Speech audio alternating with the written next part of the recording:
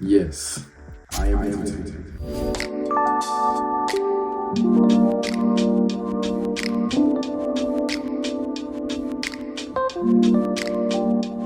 What's up, y'all? Welcome back to another video of Everything Movies. I'm your host, Jefferson Coe, and today I will be reviewing the movie Gladiator II. Alright, so Gladiator II, which was directed by Ridley Scott, who I have to just stop for a moment and give him a round of applause because, dare I say, this movie right here, like a lot to live up to.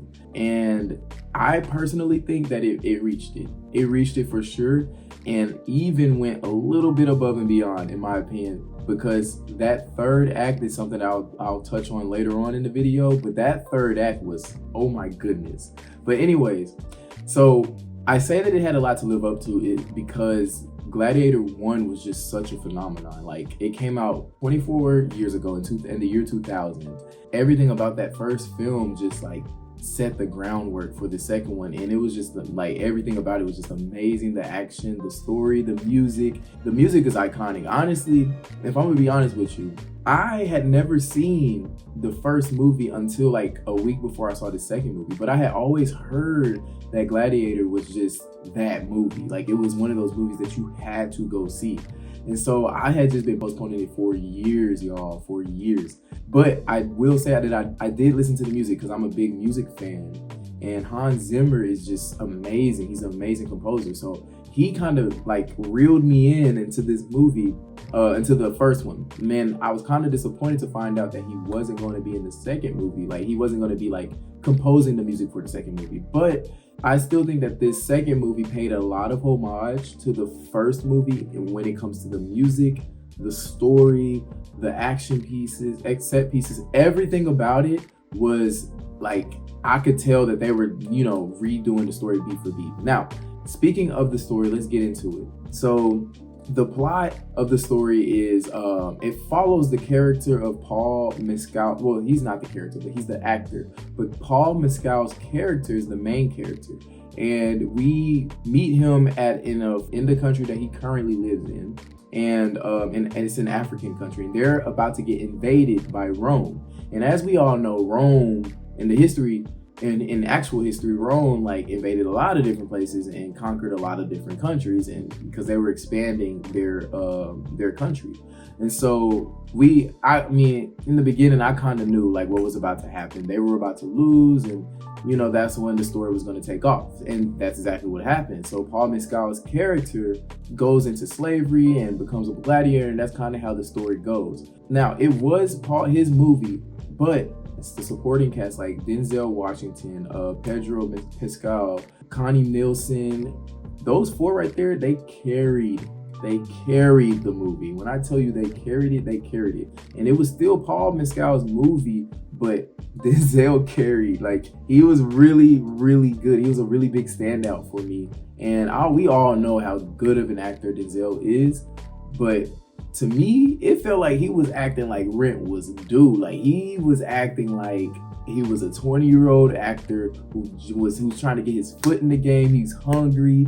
Like, you could tell, like, he was really putting his all into this role. When an actor really makes me believe that character, that's how I know they've done their job, because Denzel Washington's character is such a menacing character. He's such a menacing antagonist. And I wouldn't say never, but there is rare cases where I genuinely despise a character, and that's how I know the actor is really playing their part, and they're really, really doing a good job when it comes to playing their character. And so, like I said, Denzel was a big standout for me, but he did not overshadow, like, he didn't like take over the show for me. Like, I saw it still as Paul Mescal's movie, and I thought he did a phenomenal job carrying the weight of Gladiator 1 on his shoulders, honest, as a lead actor. And so overall, I feel like the movie, my only biggest complaint about this movie is that it did not take enough risk.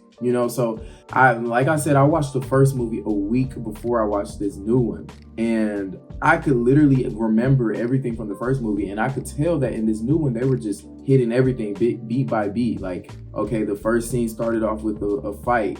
And this new movie is going to start off with the fight. Second scene is going to go show him put into Gladiator. The new one's going to show him to become a gladiator and all that. So it's like they were following the script, the blueprint of the first movie. You know, there's nothing wrong with that. You know, if you're making a sequel to Gladiator, you do not want to change up too much, you know? So I get that. However, I wish that they had started doing it a little bit earlier in the movie, because the moments where they did start to spread their wings and fly away a little bit from the Gladiator first movie was when they really shined for me. That like third act, guys, oh my goodness, that third act is what really got me more into the movie, because I was sitting here like, oh my God, I did not expect this. Like, I didn't expect them to take it this far with the plot. Like, things that Gladiator 1 hinted at, Gladiator 2 was definitely doing it. And I was almost to the point where I was like, hold on, stop. You could put this in the third movie. Like,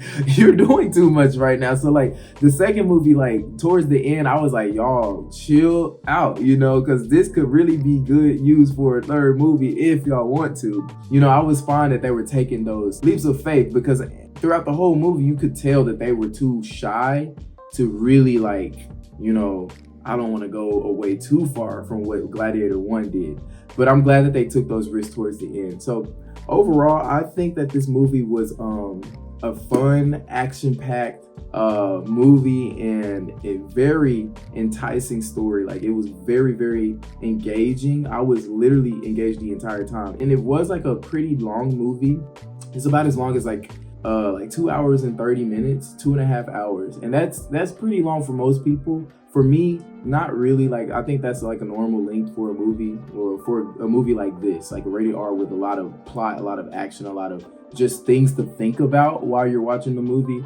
And this one was fine for me, but I will definitely suggest that you go watch this in theaters. Like, watch this on the big screen, like how it's meant to be. Like, the set pieces and they went over the top. Like, they took everything from the first movie and went times 10. Like, the Coliseum that they were in, it had added water and all types of different obstacles and stuff that the gladiators had to go through, and that's stuff that they couldn't do 24 years ago. And I would say, like, definitely go and see that stuff, and then probably even watch it again, maybe on streaming. I wouldn't go watch it twice in theaters because there's so many more movies that are coming out, but this one is definitely one that you don't want to miss in theaters. So I would say my overall rating for this movie would probably be like an 8 out of 10, only because they were like, you could tell they were a little timid throughout the beginning of the movie, and you can tell through the beginning and the middle, like you can tell that they were just like playing it safe and not trying to take too many, you know, strays away from the blueprint of Gladiator 1.